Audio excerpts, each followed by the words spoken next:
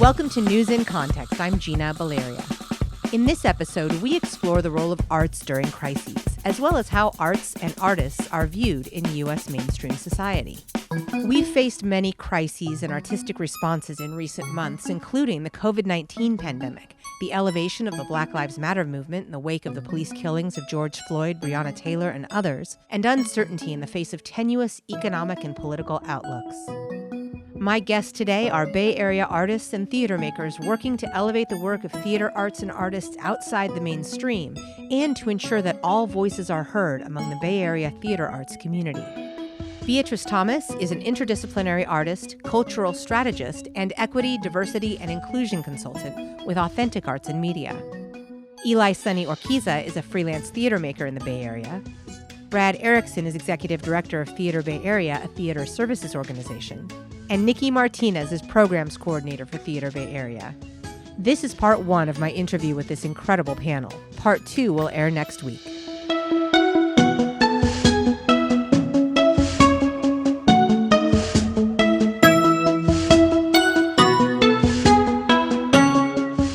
My initial impetus for this was arts in a time of crisis, talk about COVID-19, and people aren't paying for it, but they are consuming it, and where's that disconnect? And then, of course, as I was talking with Brad about doing that, we had a lot more awareness around the deaths of people in police custody, and we thought, you know, there's actually a conversation about arts we need to be having that's a little more critical right now. And so we've moved it into there. And so I'll take my lead from you, but I just want to have a conversation about arts in community, arts in crisis, the role of arts in these times. So the Guardian newspaper, the headline is, "In times of crisis, we turn to the arts. Now the arts is in crisis." And they made the case in this article that arts, you know, survival is one thing, but arts teach us how to live. And then they pointed out video games are arts, novels are arts, streaming content is arts, podcasts, etc., music, all the things we turned to initially, and all of the things that we turn to when we're trying to understand social issues or comprehend or be part of movements. And so I'd like to kind of start there and get your sense of art's role right now in this moment for us. Beatrice, I'm wondering if you'd be willing to start. What is the role of arts in your vision right now? The role of arts in my vision is the same role that the arts has played for ad nauseum for eternity, and I think arts are inherently political, whether or not you want to call it political or not. I mean, sure, maybe landscapes, but I even would say that landscapes, what are people painting? Where are they painting? Like, where, you know, I think that arts is a reflection of the context of the times, and if it's the times, maybe it's at the times that is like sort of seen through the lens of a particular body, a brown body, a white body, but it's still a reflection. And so I think the arts are actually, what you saw was at the start of COVID, you saw arts like increase inherently. Arts is a part of every single person's human set of expression tools. We go to the arts when we have a need that cannot be satisfied by science and like, you know, logic. We go to the arts to find answers. People are moving into self-improvement, paintings. We Arts is like a naturally occurring um, event of the human condition. And so we're seeing arts respond right now because that the time it's necessary for responses. It's necessary for many reflections of what is happening culturally. And we move into the protests, and you see that does need for art and the prevalence of art has not stopped, it's increased. So I think, I mean, the role of arts, yeah, it is one, the soul of the people, and two, the reflection of our times. Thank you so much. Eli, I saw you nodding your head as Beatrice talked about arts being inherently political. What resonated with you in that statement? Yeah, I think, arts, as we kind of grapple globally about the inequalities happening right now, that have, always existed but are more prevalent and striking in the past few weeks because of the pandemic. I think we are now seeing arts being used too as a tool to create a stronger community, and to really look at ourselves, to redefine and reshape ourselves as individuals on a deeper level as well. I think art, it's such a privileged way to say, to create art for art's sake, because art in itself is, right, inherently political. But right now I think picking up a paintbrush is in itself a political act, because we are living in a capitalist culture where we tend to consume art on an on a daily basis, and we often overlook the influx of art that is available to us via technology. So I think, the role of the arts in our community is just as vital, and as powerful as it has been before, and now it's just being magnified in a larger scale.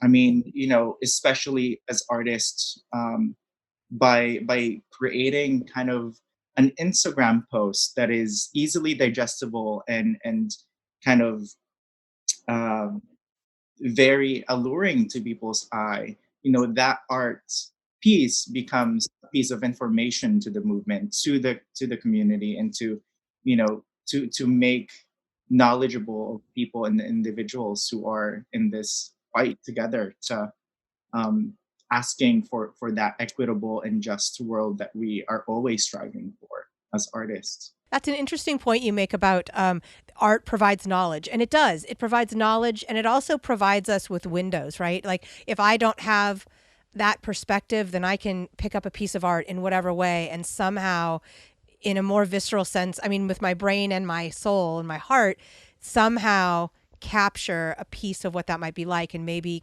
create a little bit more empathy. Beatrice, you had a comment about that. Just to share that, we are our stories. As much as the many of our power brokers would like to strip us of our stories, we are our stories. We are humans. We are creatures of experience. We have the gift of language. We have the gift of so many languages, which is about sharing story, not just information. And so when we understand that we are our stories, and that art is reflecting those stories, it's another language. Our stories are our ability to change. Our stories are the windows to our emotions. Our stories are absolutely everything that can bring us together and create understanding where there is no understanding. Art, I challenge anyone, you know academic writers, I challenge you to create something that has the ability to impact and change and shift people both on an intellectual level and on an emotional level. I challenge you all.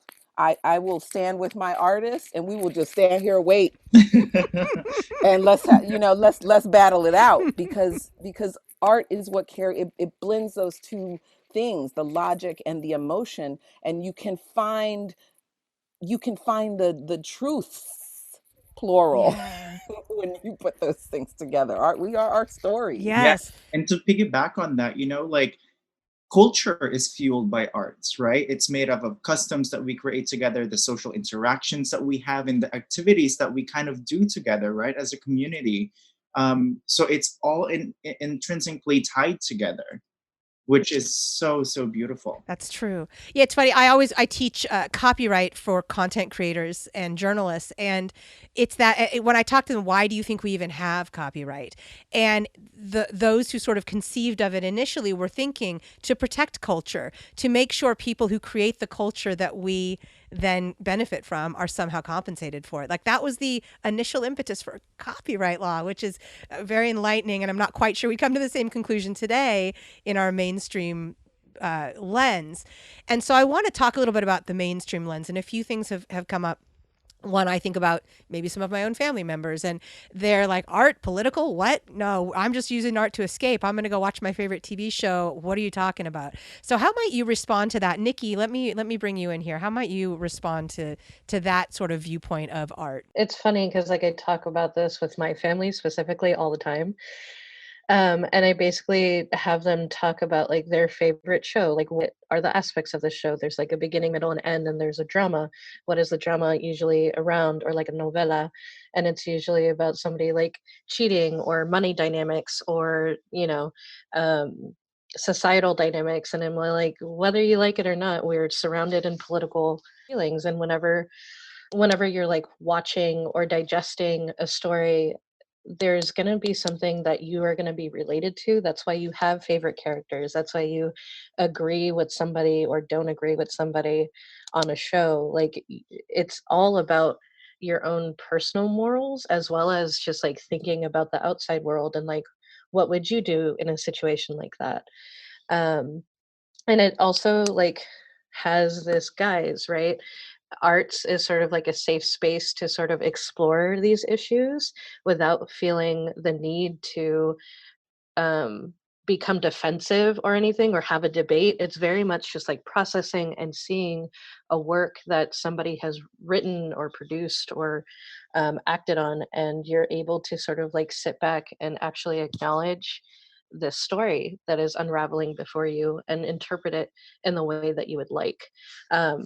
So again, I feel like arts is a it's a safe space in a way of just like tricking the audience to be like, hey, this is my message, please listen.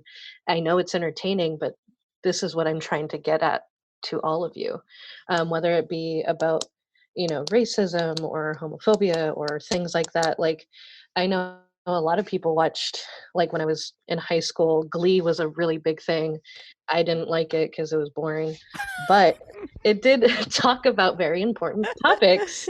um I hated it. I was just like, what is the point of this? But it was nice because more people started becoming open to like this idea of like queerness in schools, and like this idea that it happens a lot earlier than people think it does. Like it's not a choice, it's there. So it was nice to see that, even though I don't like the show personally, but it was like, oh cool, people are actually realizing it now. I guess it's a good show for that reason. You brought up a few things about like art tricking you into actually hearing a message that you might not hear if you're given it, directly. And also arts being a safe space to explore or to learn about different things. And I think Glee is just such a fantastic example because it was a very it was such a very what's the word that I'm trying it was a widely liked show. It mainstream America connected with it, and it did open up these new ideas. And whether you like something or hate something, we can acknowledge that it can start conversation, or it can spearhead or advance the conversations. And that's, I think, also another really powerful, even the hate, when you have a reaction, that is art. Hmm. Beatrice. The ability for Nikki to grow up being able to hate a show that has teen queers on it is a marker of progress, sadly, right? I love it. Like when I give you thumbs up for like hating Glee, I am like, right. Because there's now enough representations on television that you have the option of choosing to like Hmm. or dislike something. So Yeah. I feel like it's never been the problem with the single sole representation. It has always been the lack of representations. Right. Instead of allowing the one whatever group member that's not mainstream to be on TV and then not letting anyone else on until that person's done. Hmm. Now we're seeing more. You're right. Like I don't have, we don't have to like that one show with the one person who's like us on there, right? Like we can actually choose based on the content of the show how we feel. And God, what a great point, Beatrice. I appreciate that. We're in this moment that feels very tumultuous. For a lot of us in our lifetimes, it's not been like this. Maybe people who are a little older can point to the 60s and all of that. But we're really in this moment where I don't know about you, but I'm pretty sure we agree that I'm kind of horrified by what's happening at the federal level. Almost every hour, and I'm and then watching this pandemic kind of continue to grow, and yet appreciating, how can I say this, I love that there's art for us to connect with, but I'm actually glad. I'm a huge sports fan, and I'm actually glad there hasn't been sports, because I feel like that distraction has been taken away, allowing us to focus on what's in front of us.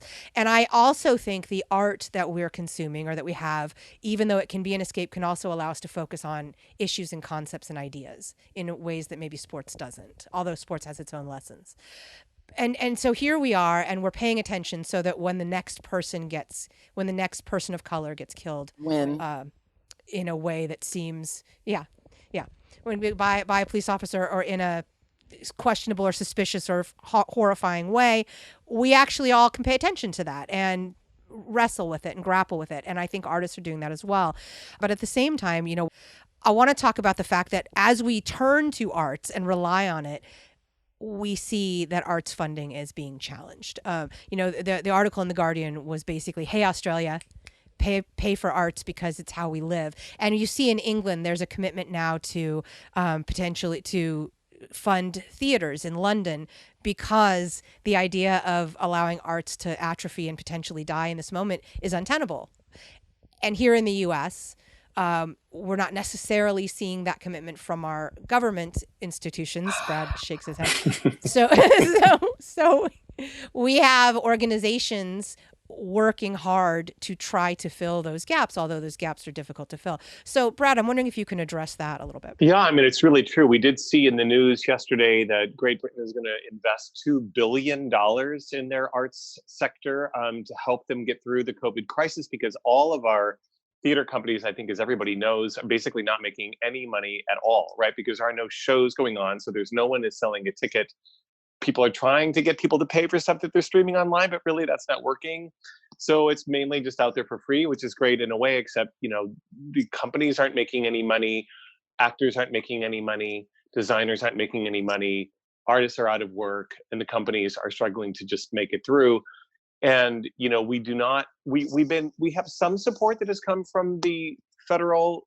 The state has not jumped in yet, although they're looking at maybe trying to do something. And some cities have put out some, but it's not much. Probably the biggest thing that we had access to was, and this really came from Speaker Pelosi, was including arts and other nonprofits in the Small Business Administration's payment protection program, that the PPP loans, which are forgivable, meaning it becomes a grant if you use it to pay for people's salaries. And that was important. But then that's basically up. People who've gotten that's run out.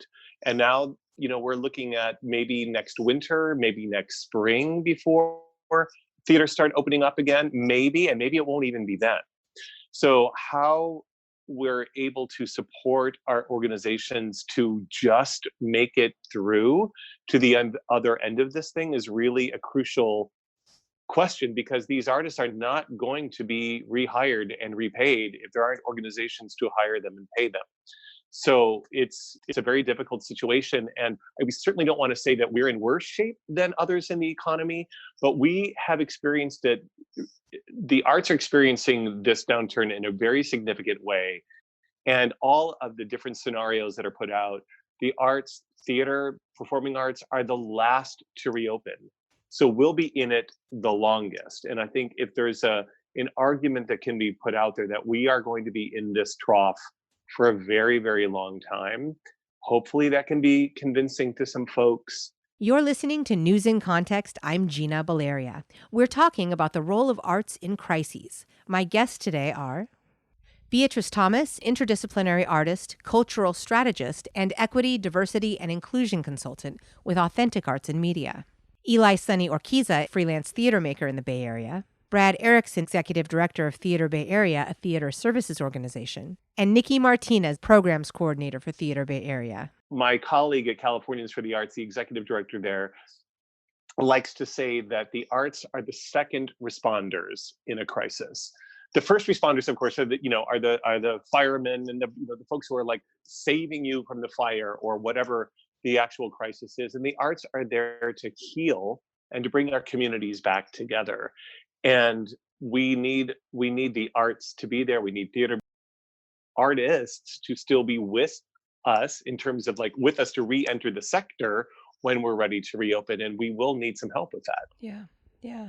So why this disconnect? Why this disconnect in specifically, I know we're not alone in this, but specifically in our society between the value of arts and the way we consume it. I mean, if we look at all of our behavior, that we do value it without and this idea of it should be free, or why should I pay for that? That seems superfluous or frivolous. Why do you all think this disconnect is here? Nikki, would you like to? I saw you're nodding, so I'm curious if you'd like to. Yeah, it's just funny because like I attended my sister's virtual graduation. She graduated high school, the same high school I graduated from, as well as my fiance. We both graduated from the same school. So we wanted to check out and see what they wanted to do virtually. And it was very telling because nothing has changed. We graduated from Cappuccino High School in San Bruno, and the whole segment was literally focusing on all the jocks. So it was like baseball, it was the football team, it was the cheerleaders, and tennis players. Like there were like big sections where it told about their accomplishments. You didn't hear anything about the arts because like my sister, she's a guitar player and she has her own little band that she plays at school. Um none of the arts were mentioned. Orchestra wasn't mentioned. Band was like barely there, but it was mainly to talk about like, oh, we're uplifting the freaking football players. And it was very much apparent that it was like, the arts are not valued in high school. They're not valued in schools anyway. And you could see that in the government. It's sort of like, I was talking to this with my fiance of just like, it's very high school the way that like the federal government is acting in regards of just like thinking of like what is priority. Let us save ourselves first before looking at everything else. What doesn't matter to me?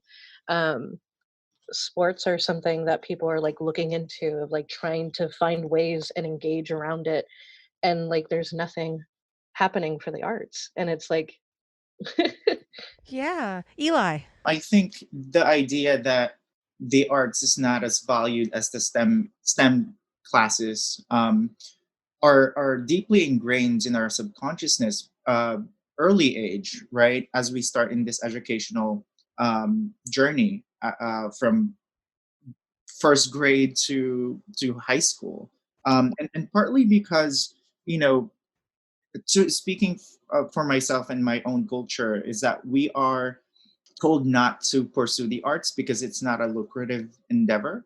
We always have art classes that are electives as opposed to the main focus of the curriculum, which again tries to devalue or tries to dismiss the credibility of arts. And in the larger scheme of things, it ties back to capitalism and how you can't test arts where you can test sciences and math, and you have this you know data that you get. And arts is so intrinsically um, focuses on emotional intelligence, and all those soft skills, that there is not quite a metric assessment tools to to justify that. Although recent studies have said that arts are linked to whatever thing that captures the human essence. Yeah, yeah, Beatrice. I want to like underscore what Eli is saying, and then also say like, Eli, they know how to test. They know how to test for the arts. They know how to measure. We know how to measure. It's a value issue. It's that they don't see these connections. Like, how are you going to do math before you learn to write? How do you learn to write without the first person who put a mark on a wall? Right? How did you learn to create diagrams? That's a drawing. Like, this is a problem with our country's values. This is a problem with our country's values, period, all of it, really. And I think that because it is measurable, and we've been saying it for years. I think the capitalism piece is a really important piece, right, that you brought up, Eli. It's that I wanted to just backtrack to something. I'm so sad Brad popped off, but I wanted to backtrack to something that Brad had brought up, which is that, like, making a real blanket statement about no theaters are making money, no artists are doing, et cetera. And I want to say that let's not value it around money, right? Let's start to look at, there are theaters who are just not making work for whatever reason. They're not able to make work. Well, I just went to some poppin' events at Bindlestiff Theater online, and money was flowing. Tickets were being sold, people were getting tipped, money was flowing, right? And I've been to queer events online, art events, and money is flowing. And solidarity economics, mutual aid, like, there are systems that sustain the arts, that many communities who are not a part of the mainstream and are not a part of the mainstream culture of giving from foundations, that are handling things. They are at the beginning of something. They have been cultivating communities online and in person. So I think that when we go back, just to step back there and then to pull it back to where Ely is at, is that capitalism is limiting. It's showing the divisions in our society, and we're seeing it fall along. It's that marginalized folks have had to figure out other pathways and options, and we are seeing that our systems at the top that have been really written in to access and privilege, because capitalism was their rules. Our government is following rules that were made inequitable. So, they are struggling in a system that was made for them, that's no longer working. Right. So I think it's just acknowledging that there are two different kinds of experiences that people are having in the arts. It's all dire. I'm not going to say it's not, but there are some folks who are using this time to not only remember we must thrive, but also remember we have to pivot. We are not burdened by the we'd love to be burdened by the unending streams of foundational support, but we aren't burdened by that in terms of how we have to visualize ourselves forward. We have visioned ourselves forward. People of color, queer people, trans folks have been visioning themselves forward in adversity, in the arts, ad nauseum, forever. So I just wanted to, like, lay that down, so that we can understand that the foundation of sort of white capitalism is what is failing many white facing institutions. Yeah. Right. I appreciate that, because my goal is to push these conversations more out into the collective space, right, into the mainstream space. We're finally talking about systems in a way that's meaningful in the mainstream spaces. And I think that's really important. And I'm so glad you brought it up. One, because systems are created to benefit those who create them. And we do it. Like, in my household, I'm going to create a system that benefits me. And if I have other people in the household, you know what? They're going to have to live within that, or we have to work it out. So it's like, it's human nature to do that. But here we are in this large scale sense doing it. And finally, the system has been contorted in such a way that it's almost too protective, and so it falls apart, right? Because it is capitalism, but it's not capitalism for everyone. Thank you to this incredible panel. Beatrice Thomas is an interdisciplinary artist, cultural strategist, and equity, diversity, and inclusion consultant with Authentic Arts and Media. Ely Sonny Orquiza is a freelance theater maker in the Bay Area. Brad Erickson is executive director of Theater Bay Area, a theater services organization. And Nikki Martinez is programs coordinator for Theater Bay Area. This has been part 1 of our interview. You can hear part 2 next week.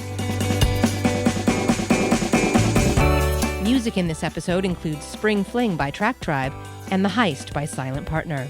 In addition to hearing News in Context every Friday at 8:30 a.m. and 6:30 p.m. on KSFP 102.5 in San Francisco, you can hear it on Spotify, Stitcher, Apple Podcasts, iHeartMedia, Google Play, Google Podcasts, Podbean, YouTube, and PRX. We're also on Twitter at News in Context SF, and you can find links to all of that at newsincontext.net. I'm Gina Valeria. Thank you for listening.